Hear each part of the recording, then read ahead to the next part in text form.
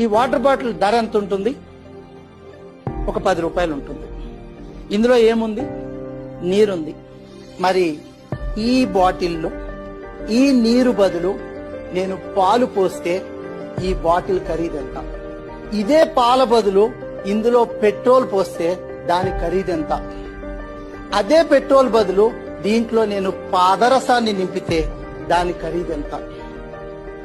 అదే పాదరసం బదులు బంగారాన్ని పోస్తే ఈ బాటిల్ నిండా ఉన్న బంగారం ఖరీదెంత?